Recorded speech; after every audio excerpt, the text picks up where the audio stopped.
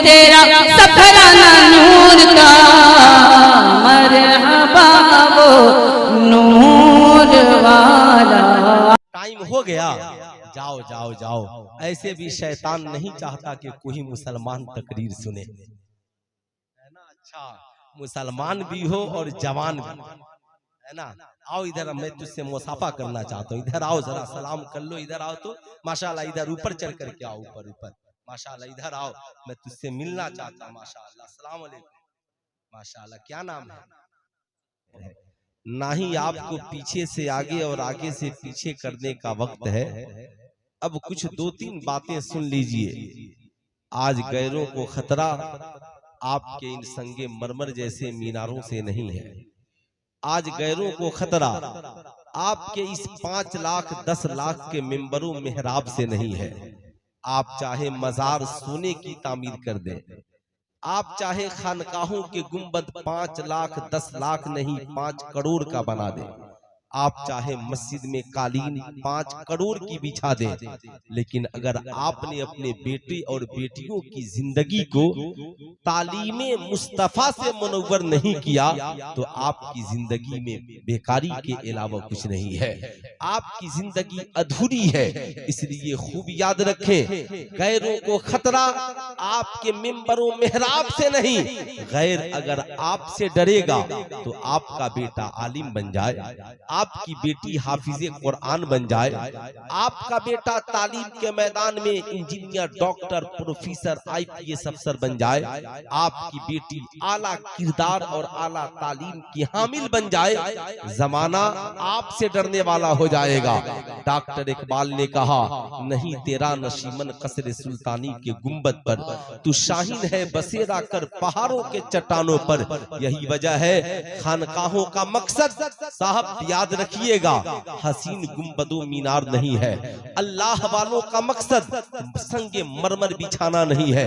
अल्लाह वालों की जिंदगी का मकसद सोने की कालीन भी तार लगी हुई कालीन बिछाना नहीं है, बल्कि इनकी जिंदगी का मकसद ये एक है, जहां चले वहां कुरान की तालीम हो, जहां बैठ जाए वहां सुन्नते मुस्तफा की तालीम हो, जहां पर ये कदम रख दे वहां वहां का पूरा इलाका ला इलाहा इल्लल्लाह की गूंज और सदा से भर जाए।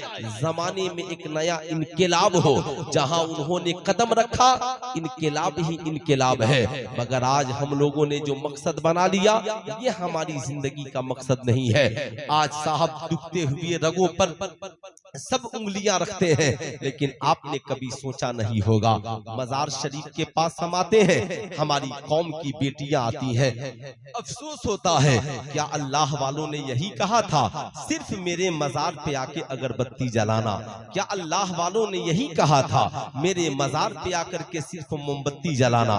क्या अल्लाह वालों ने यही कहा था कि तुम सिर्फ 100-200 की मिठाइयां खरीद लेना और आकर के फातिहा करा के अपने घरों को चले जाना? क्या अल्लाह वालों ने सिर्फ यही कहा था कि तुम मजारों पे खूबसूरत चादरें लाना और चढ़ा करके चले जाना?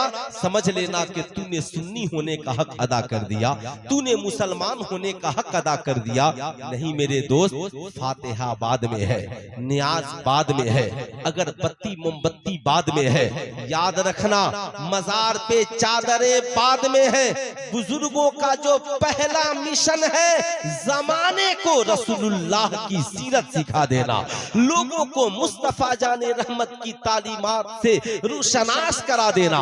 यही वजह है अल्लाह वालों ने मजारों की तामीरात का इंतजाम बाद में किया और मदरसों की तामीर का इंतजाम पहले किया। याद रखिएगा साहब, आज आप जिस अजीम खानकाह में हाजिर हैं, इस खानकाह से एक बच्चा हाफिज कुरान बना है। हाफिज शमशाद साहब ने 100 लोगों को मुरीद किया, 1000 लोगों को मुरीद किया, कोई फर्क नहीं पड़ता। वो मुरीद दूसरे को हिदायत की बात करेगा कि नहीं करेगा, वो मुरीद दूसरे को इल्म की बात करेगा कि नहीं करेगा, वो मुरीद दूसरे को इल्म सिखाएगा कि नहीं सिखाएगा। हो सकता है ये 100 मुरीद अपनी अच्छी जिंदगी गुजार कर ब्रेक लगा जाएं, दूसरों को अच्छा ना बनाए, मगर आज इनके इदारे ने एक बच्चे को हाफिजे कुरान बना दिया तो ये 500 मुरीदों पे अकेले एक हाफिजे कुरान भारी है। जहां मस्जिद में होगा लोगों को दीन सिखलाएगा, जहां जाएगा बच्चों को कुरान पढ़ाएगा, जहां जाएगा लोगों को हदीसे मुस्तफा सिखलाएगा, जहां जाएगा वहां बेटियों को पर्दा में रहना सिखाएगा, जहां जाएगा लोगों को दीन बताएगा। तन्हा एक हाफिजे कुरान एक इलाके में इनकलाब लाने के लिए काफी है, तन्हा एक हाफिजे कुरान। लेकिन आज सबसे बड़ा वो है जिसके मुरीद ज्यादा हो। पहले का जमाना वो था जब कहा जाता था कौन ऐसा आलिम है जिसके शागिर्द सबसे ज्यादा है, कौन ऐसा मुफ्ती है जिसके की दरसगाह में पढ़ने वाले सबसे ज्यादा है, कौन ऐसा शख्स है जिसकी दरसगाह में पढ़ने वाला कौन आलिम है जिसके इल्म का जमाना लोहा मान रहा है। देख लीजिए यहाँ पर हमारी जमात के इतने बड़े आलिम हैं, अगर ये पीर होते तो 10 मुरीद इनके आगे होता, 10 मुरीद इनके पीछे होता, 10 मुरीद इनके दाएं बाएं होता। हुजूर एयर कंडीशन कमरा ला दूं, हुजूर पानी पीजिएगा, हजरत चाय पीजिएगा, हजरत पांव दबा दूं, हजरत सर में तेल लगा दूं। हजरत सुनिए, दिल्ली का वाकया है, दिल्ली की सरजमी पर मैं तकरीर करने के लिए पहुंचा। किसी को पता चल गया कि हजरत सूफी सुल्तान शाह तेगी के एक मुरीद है, हिंदुस्तान के बहुत बड़े खतीब हैं, वो दिल्ली के बहुत बड़ी कॉन्फ्रेंस में तकरीर करने आ रहे हैं। ख्वाजा कुतुबुद्दीन बख्तियार काकी रहमतुल्लाह अलैह के उर्स में मैं तकरीर करने गया था। हजरत अल्लामा मुफ्ती मुकर्रम साहब के बाद मेरा खिताब हो रहा था, मैं देख रहा हूँ ये स्कॉर्पियो भी हाजिर है, कम से कम 50 लोग मेरे इस्तकबाल के लिए मौजूद हैं। मैंने कहा आप लोग क्या करने आए हैं? कहा हजरत आप मेरे पीरो मुर्शिद के बहुत सच्चे मुरीद हैं और आप उस खानकाह के फैज याफ्ता आलिम है, बस आप इतना कर दीजिए कि चल करके मेरे घर की बुनियाद रख दीजिए। मैंने कहा सुबह को मेरी फ्लाइट है, मुझे उड़ीसा जाना है। कहा हुजूर आप टेंशन मत लीजिए, फ्लाइट हम पकड़ा देंगे। कहा यहाँ से कैसे ले चलिएगा? कहा वो स्कॉर्पियो है। जब ही मैं उतरा कहा हजरत स्कॉर्पियो मौजूद है, कोई पानी ला कर दे रहा है, कोई पेप्सी कोको कोला ला कर दे रहा है, कोई लिफाफा रखा है, जाने से पहले सारा इंतजाम मौजूद है। घर की भी बुनियाद, दुकान में भी दुआ, मकान में भी दुआ। अल्लाह अल्लाह एक पीर की निस्बत का ये आलम। लेकिन याद रखिएगा मैं इस बात से उतना खुश नहीं हूँ, आप पीर की निस्बत का भी भरम रखिए, मगर उससे ज्यादा वारिसे अंबिया का भरम रखिए। अगर आपने आलिमों की नाकदरी की, बेकदरी की, याद रखिए समाज में आपकी इस्लाह करने वाला कोई नहीं होगा, आपके बच्चों को कुरान पढ़ाने वाला कोई नहीं मिलेगा। जो चाहेगा वही पीर बनकर के बैठ जाएगा। आज यही वजह है समाज में जाहिल पीरों की तादादें बढ़ गई, लोगों को तकलीफें होती हैं। लेकिन आइए मैं बताना चाहूंगा, बुरा मत मानिएगा मेरी बात का, आप जिस खानकाह में आए हैं मैं उस खानकाह का मुरीद हूँ। मेरे पीरो मुर्शिद हमेशा कहा करते थे बेटा जहाँ रहो इस्तेकामत पे कायम रहो, जमाने की तरफ ललचाई नजरों से न देखना, इज्जत जिल्लत देना ये खुदा के हाथ में है। अल्हम्दुलिल्लाह साहब ये इज्जत खुदा की तरफ से है, जमाना चाह कर भी आपको जलील और रुस्वा नहीं कर सकता है। इसलिए खूब याद रखिएगा, आज मजार पे आने वाली औरतों गौर से पहले मेरी बात सुनो। आज हमने बेटियों को मजार पे लाके चादर चढ़ाना सिखा रहे हैं, आज हम बेटों को मजार पे लाकर चादरें चढ़ाना सिखा रहे हैं, आज हम बीवियों को मजारों पे लाकर चादरें चढ़ाना सिखा रहे हैं। मजार शरीफ पर औरतों के मजार शरीफ की नियत से हाजिर होना औरतों के लिए हराम है। अगर वो इल्म दीन सीखने की नियत से कहीं चली आई तो उनके लिए जरूरी है वो पर्दे में बैठे। आप जो यहाँ पर इस तरीके से बैठी हैं, आपके लिए बैठना जायज और दुरुस्त नहीं है। आइंदा इस बात का ख्याल रखिए, जब खानकाह सुल्तानिया में आइए घर के अंदर बैठिए, छत के ऊपर बैठिए, आप यहाँ न बैठिए। कल होकर कोई वीडियो क्लिप यहाँ की डालेगा और कहेगा मुफ्ती सुल्तान रजा सिवानी तो इसी खानकाह से मुरीद है, दूसरी जगह तकरीरें करता है, अपनी खानकाह में इस्लाह नहीं है। मैं आपसे पूछना चाहता हूँ, सबसे पहले पहले मजारों पर चादरें चढ़ाने वालों, गौर से सुनो मेरी बात। क्या तुमने अपनी बेटियों को दुपट्टा ओढ़ना सिखलाया है? क्या तुमने अपनी बीवियों को दुपट्टा ओढ़ना सिखलाया है? क्या तुमने अपनी माओ बहनों को कभी दुपट्टा ओढ़ना सिखलाया है? तेरी बेटी दुपट्टा कलेक्शन से दुपट्टा लेकर आती है, सर पर डालती है। क्या कभी तूने कहा बेटी अगर वो दुपट्टा नहीं है जिसके अंदर से बाल नजर आए, बाल की सियाही नजर आए, याद रखिएगा, बाल की सियाही नजर आए तो दुपट्टा नहीं है। चेहरा और हथेली के अलावा जो कुछ भी है ये सब पर्दा है, इसके लिए पर्दा जरूरी है। इसलिए मोटा दुपट्टा ओढ़ना ये इस्लामी तरीका है। उम्मुल मोमिनीन हजरत आयशा सिद्दीका की बारगाह में कुछ औरतें हाजिर होती हैं जिनके सरों पे दुपट्टा तो है मगर पतला है, बाल की सियाही नजर आती है। सैयदा आयशा सिद्दीका रजी अल्लाह ताला अन्हा है, दुपट्टे को उतार कर फेंकती हैं और एक चादर को लेकर 2 टुकड़े करती हैं और दोनों बच्चियों के सरों पे डाल देती हैं और कहती हैं पर्दा इसे कहते हैं, दुपट्टा इसे कहते हैं। आज हमारी कौम की शहजादियां कहती हैं मौलाना मेरा जिस्म मेरी मर्जी, हम चाहे पतला दुपट्टा ओढ़े आपका क्या जाता है, हम चाहे नेट का दुपट्टा ओढ़े आपका क्या जाता है, हम पर्दे में रहे न रहे हमारा क्या जाता, आपका क्या जाता है। आज औरतें नकाब पहनकर भी गुनाह करती हैं, इसलिए कि नकाब तो होता है मगर जुल्फे दुपट्टे के बाहर बिखरती हैं, जुल्फे नकाब के बाहर बिखरती हैं। बताओ आपने कभी अपनी बीवी को सिखलाया? आपको लगता है मेरी बीवी ने नकाब पहन लिया है, हमारी समाज की औरतों को लगता है हमने नकाब पहन लिया है, लेकिन सुल्तान रजा कहना चाहेगा मजार शरीफ पे आने वाली औरतों मजार की नियत से कभी ना आना, आ गई हो तो देख लो मजार पर चादरें चढ़ी हुई हैं। चादरें क्यों? अल्लाह के वलियों के मजार पर चादरें क्यों चढ़ी है? तेरे खानदान के लाखों लोग कब्रिस्तान में दफन है मगर उनकी कब्रों पर चादरें नहीं है। वजह सिर्फ ये है अल्लाह का वली काबिल ताजीम है, अल्लाह का वली मुकद्दस है, अल्लाह का वली मोहतरम है। इसलिए जो लोग मोहतरम होते हैं, काबिल ताजीम होते हैं, उनके मजा वो जिंदा रहते हैं तो उनके जिस्मों पे भी चादरें होती हैं और मर के कब्र में चले जाते हैं तो उनकी कब्रों पे भी चादरें होती हैं। इस्लाम की शहजादियों कुरान मुकद्दस और काबिल ताजीम किताब है, इसलिए कुरान पर्दे में रहता है। काबा दुनिया की सबसे मुकद्दस घर है, काबिल ताजीम घर है, इसलिए काबे पे चादर चढ़ी हुई है। इस्लाम की बेटियों तुम भी अपने सरों से दुपट्टे को न उतरने देना, अपने सरों से आंचलों को न उतरने देना। तू कॉलेज में जाएगी लोग कहें, तेरी सहेलियां कहेंगी तुम ओल्ड हाउस की लड़कियां लग रही हो, लगता है तुम बहुत पुराने ओल्ड मॉडल जिंदगी गुजार रही हो, तुम लगता है कि तुम्हें साहब जिंदगी तुम्हारी जो है ओल्ड मॉडल है, पुरानी औरतों की तरह रहती हो। तुमने सर पे दुपट्टा बांध लिया है, सर पे दुपट्टा लगा लिया है, नकाब पहन लिया है।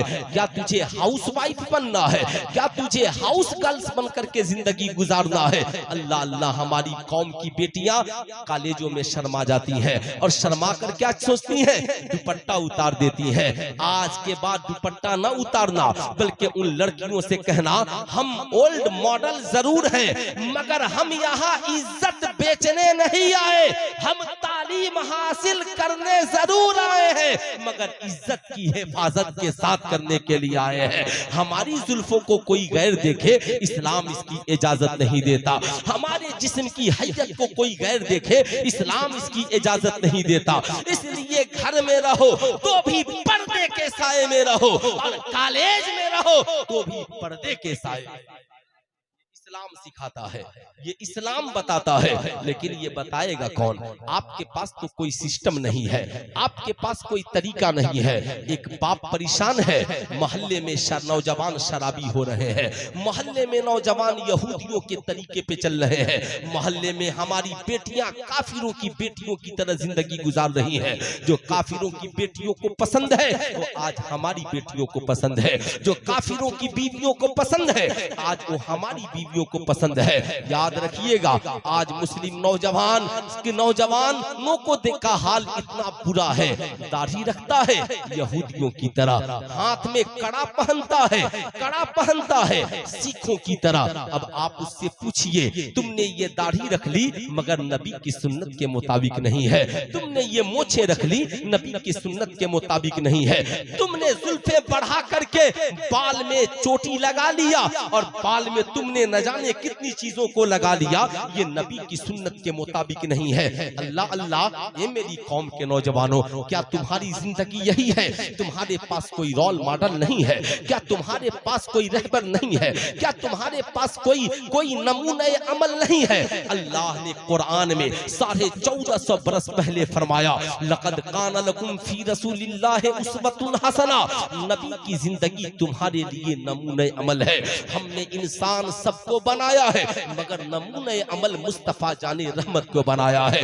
आज चारों तरफ से छिला लिया, यहाँ पे थोड़ी सी दाढ़ियां रख ली, चारों तरफ से कटा लिया, यहाँ पे थोड़ी सी दाढ़ियां बढ़ा ली, बाल में चोटियां लगा लिया, जींस और टी शर्ट पहनकर घूम रहा है, समझता है समाज में मुझसे बड़ा हीरो कोई नहीं है। लेकिन आखिरत को याद करना, इन्न बतश रब्बिका लशदीद, तेरे मौला की पकड़ बहुत सख्त है।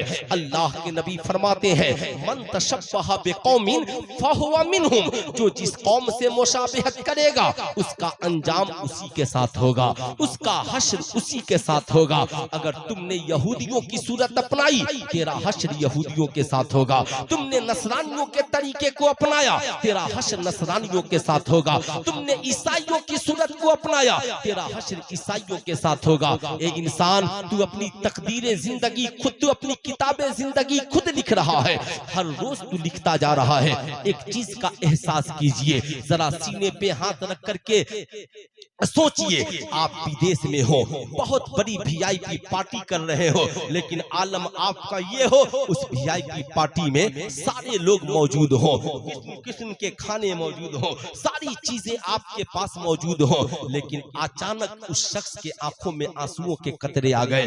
दोस्त ने पूछा, दोस्त विदेश है, सारी चीजें मौजूद है, एयर कंडीशन कमरा है, पीने के लिए जाम है, खाने के लिए बिरयानी है, पहनने के लिए उम्दा लिबास है, सोने के लिए बेहतरीन महल है, इससे बड़ी अच्छी जगह क्या हो सकती है? मगर तेरे आंखों में आंसू क्यों आ गए?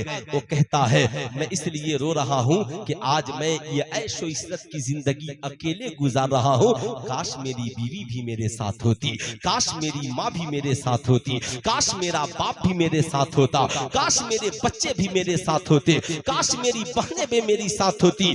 अफसोस वो देश में है और मैं परदेश में हूँ। ये मेरी कौम के नौजवानों, ठीक यही हाल जन्नत में होगा। जन्नत में यह नतीजा ये होगा, जो नेकियां करेंगे जन्नत में जाएंगे। बाप जन्नत में और माँ जहन्नम में, बेटा जन्नत में, बेटी जहन्नम में, शौहर जन्नत में, बीवी जहन्नम में। अब सारा आराम जन्नत में आपके सामने मौजूद है, मगर आप इसलिए अफसोस कर रहे होंगे, काश मेरी बीवी भी नेक होती तो जन्नत में मेरे साथ होती, काश मेरा बेटा भी नेक होता तो जन्नत में मेरे साथ होता, काश मेरी माँ भी नेक होती तो जन्नत में मेरे साथ होती। यही वजह है कुरान ने कहा, या अय्युहल्लज़ीना आमनू कू अनफुसकुम व अहलियकुम नारा, ईमान वालों अपने आप को और अपने घर वालों को जहन्नम की आग से डराओ। मगर आज आप डरने को कहां तैयार है? हजरत मूसा अलैहिस्सलाम की कौम पर अज़ाबे इलाही का नुज़ूल हुआ। हजरत मूसा अलैहिस्सलाम हैरान हो गए कि जिस बस्ती में अज़ाबे इलाही का नुज़ूल हुआ, सब के सब मर गए, सब के सब पे अज़ाबे इलाही का नुज़ूल हुआ, अज़ाबे इलाही में गिरफ्तार हो गए। मगर एक ऐसा भी शख्स था जो मूसा अलैहिस्सलाम की तरह सूरत बना के रहता था, मूसा अलैहिस्सलाम की तरह लिबास पहनता था, अपने चेहरे को मूसा अलैहिस्सलाम की तरह बना के रहता था, जिसे लोग बहरूपिया कहते थे। वो बच गया। हजरत मूसा अलैहिस्सलाम ने रब्बे कदीर से पूछा, मौला राज क्या है? सब के सब मर गए मगर ये बहरूपिया बच कैसे गया? कहा रब्बे कदीर का हुक्म होता है, ए मूसा मैं इसे कैसे मारता? इसने तेरी सूरत की तरह अपनी सूरत बना ली है, तेरे चेहरे की तरह अपना चेहरा बना लिया है, तेरे लिबास की तरह अपना लिबास बना लिया है। सुल्तान रजा पूछना चाहता है, अगर मूसा की कौम का कोई शख्स उनके चेहरे की तरह चेहरा बना ले तो अल्लाह उस शख्स पे अजाब नाजिल न करे। ए मेरी कौम के नौजवान बता, क्या मेरे नबी से भी ज्यादा हसीन किसी का चेहरा है? बता मेरे नबी से भी अच्छा किसी का किरदार है? क्या आमिना के लाल से भी बेहतर किसी का कैरेक्टर है? क्या मुस्तफा जाने रहमत से भी ज्यादा कोई हसीनो जमील है? क्या आमिना के लाल से भी ज्यादा कोई मालदार है? अगर हुस्न की वजह से मोहब्बत करनी हो तो वो कमाले हुस्ने हुजूर है कि गुमाने नक्शे जहां नहीं, वही फूल खार से दूर है, वही शम्मा है कि धुआं नहीं। अगर साहब याद रखना, अगर इल्म की वजह से मोहब्बत करनी हो तो नबी से ज्यादा कोई इल्म वाला नहीं है। खानदान की वजह से मोहब्बत करनी हो तो नबी से अच्छा कोई खानदान वाला नहीं है। दौलत की वजह से मोहब्बत करनी हो, नबी फरमाते हैं अगर मैं चाहूं तो एक तरफ सोने का पहाड़ चले और चाहूं तो एक तरफ चांदी का पहाड़ चले। इसलिए मेरी कौम के शहजादों, आज के इस जलसे से पहला पैगाम ये लेकर जाओ कि आज के बाद अपना चेहरा यहूदियों की तरह न बनाना, नसरानियों की तरह न बनाना, ईसाइयों की तरह न बनाना, नाचने और गाने वालों की तरह न बनाना। अपना चेहरा बनाना तो मुस्तफा जाने रहमत की तरह बनाना, अपना चेहरा बनाना अबू बकर उमर की तरह बनाना, अपनी सीरत बनाना तो उस्मानो हैदर की तरह बनाना, अपना किरदारो कनेक्टर बनाना तो सरकारे सुरकाही की तरह बनाना। ताकि याद रखना, जब तुम्हारी सूरत रसूलुल्लाह की सूरत से मिलती होगी, जब तू कब्र में जाएगा फरिश्ते देखेंगे तो कहेंगे आने वाला नबी का दीवाना आ गया है, नबी की सी सूरत लेकर के आ गया है। लेकिन आज अफसोस है मेरी कौम के शहजादों, न हमारे पास सूरत है न किरदार है। आज तो हमारा माशरा ये है, हम मजारों पर चादरें चढ़ाने जाते हैं तो बाद जगह लोग ढोल और ताशे बजाते हुए जाते हैं। सुल्तान रजा कहना चाहेगा, इस्लाम में ढोल ताशा बाजा हराम है। क्या किसी अल्लाह के वली को नाच पसंद है? क्या किसी अल्लाह के वली को ढोल बजाना पसंद है? क्या किसी अल्लाह के वली को तेरा तुरंपट बजाना पसंद है? इस्लाम के शहजादों, वलियों की बारगाह में दिल को संभाल कर जाओ, वलियों की बारगाह में किरदारों कैरेक्टर को अच्छा बना करके जाओ। आज हम जहां पर जीवित है, जहां पर जिंदा है, आज हमारा समाज जहां पर खड़ा है, आज आपने कभी नहीं सोचा तो आज आपको जानने की जरूरत है, आज आपको सोचने की जरूरत है, माशरे की इस्लाह की जरूरत है। मैं कहता हूं अकीदा भी दुरुस्त कीजिए, ईमान भी दुरुस्त कीजिए, माशरा भी दुरुस्त कीजिए। साहब कब तक फांसियां लगाते रहिएगा? कब तक बेटियां घरों से भागती रहेंगी? कब तक ये आवारगी का बोलबाला होता रहेगा? ये सब इसलिए होता है कि आज हमारे पास दीन की तालीम नहीं है, बेटियां अपनी इज्जत को इज्जत नहीं समझती हैं। आज हमारा माशरा साफ सुथरा नहीं है। आज हमने इस्लामी तालीमात के नाम पर सिर्फ लीपा पोती से काम लिया है, हमने इस्लामी तालीमात को आम करने की कोशिश नहीं की है। लेकिन आइए मैं बताना चाहूंगा, हम सब यहाँ पे जितने इधर मर्द बैठे हैं, जितने लोग मर्द हैं, जरा दोनों हाथों को उठाकर एक बार बोल दे सुभान अल्लाह, और थोड़ी सी आवाज ऊंची करके बोल दीजिए सुभान अल्लाह। अच्छा ये बताइए, मैं आपसे एक सवाल करना चाहता हूं, आप बताएं क्या आपको पता है कि आपके ऊपर पहला हक किसका है? मर्द के ऊपर पहला हक किसका है? है कोई जो नौजवान खड़े होकर बता दे? जरूर जो नौजवान मेरी तकरीर कभी इससे पहले सुना होगा वो जरूर जानता होगा। इस अल्लाह के नबी ने फरमाया, मर्द पर पहला हक उसकी माँ का है। हाथ उठाकर माँ का नाम लेकर बोल दे किसका है? माँ का। जरा और जोर से बोल दे किसका है? माँ का। जरा भाईजान को जगा दीजिए, ये ऐसी जगह ही है जहाँ नींद आ जाती है। जाहिर सी बात है, जिसे हफ्ता भर नींद नहीं आती उसे मस्जिद में जुमा के दिन नींद आ जाती है। हजरत अल्लामा कमरुद्दीन बुलबुले बंगाल नईमी अली रहमा और रिजवान कहा करते थे, जिसे गोलियां खाने के बाद भी नींद ना आती हो उसे जलसों में लाकर बैठा दो, 12 बजते बजते उसे खुद नींद आ जाएगी। इसलिए जरा बेदार होइए, जागना है जाग ले अफलाक के साए तले, हश्र तक सोना पड़ेगा खाक के साए तले। अलहाज मुबारक हुसैन मुबारक साहब समझ रहे थे सुल्तान रजा आया है, बहुत जल्दी तकरीर करेगा। मोइनुद्दीन बिशनपुरी साहब समझ रहे थे बेशक मैं तकरीर 11 बजे ही करता हूँ, लेकिन आज मैं जहाँ आया हूँ यहाँ चूं चेरा का के क्यों की कोई जगह ही नहीं है कि मैं आकर के बोलूं कि मैं पहले तकरीर करूंगा, इसलिए कि मैं मेजबान हूँ, वो लोग मेहमान हैं, इसलिए उन्हें गुजार दिया गया।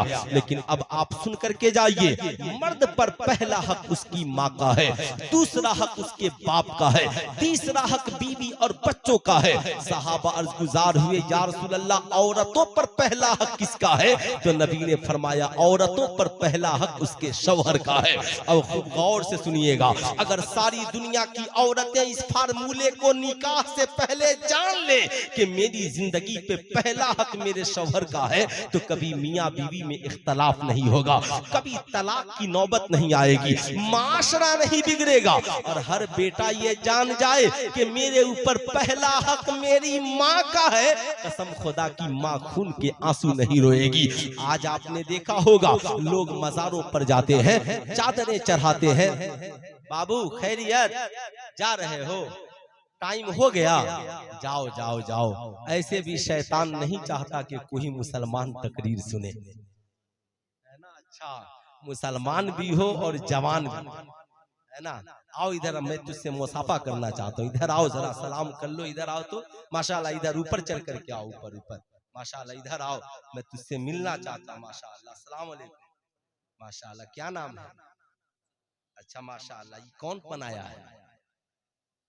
मम्मी दी है प्यार से, माशाल्लाह, इसे उतार दीजिए।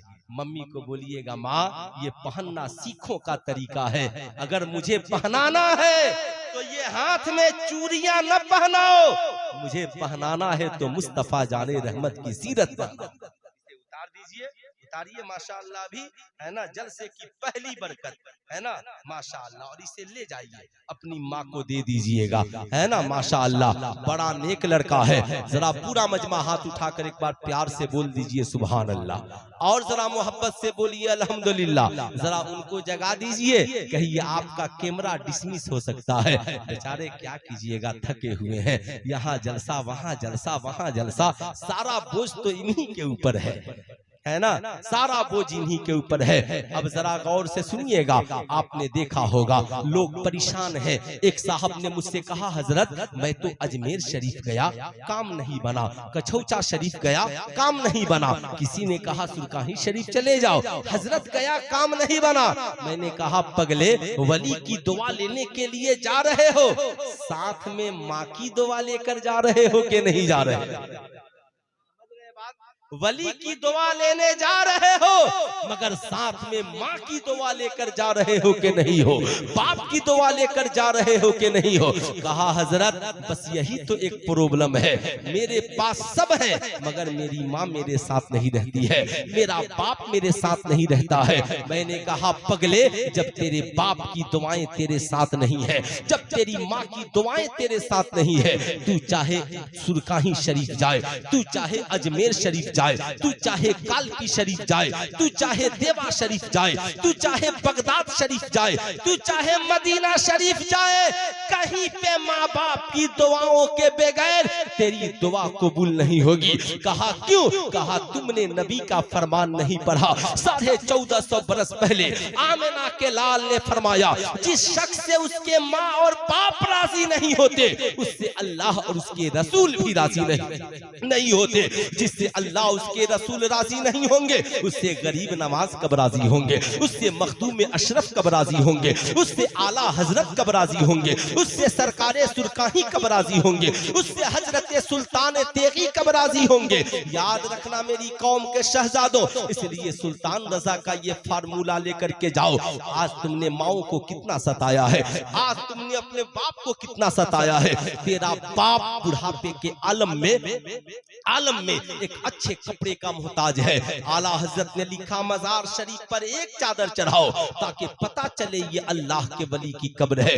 दूसरी जगह लिखा पता चले कि वहां के मजाविर जो हैं इन चादरों को बेचकर नेक काम में लगाते हैं। जैसे यहाँ मजार पर जो आप चादरें चढ़ाएंगे इन चादरों को बेचा जाएगा तो मदरसे में बच्चों को कुरान पढ़ाया जाएगा, मदरसे में बच्चों को हदीस मुस्तफा की तालीम दी जाएगी। इसलिए गौर से सुनिएगा, माँ बाप को ईद में कभी कपड़ा नहीं पहनाते, बाप के इलाज के लिए पैसा नहीं निकालते और बुजुर्गों की बारगाह में आकर डेग चढ़ाते हो, बुजुर्गों की बारगाह में आकर के मुर्ग मुसल्लम बिरयानी बनाते हो।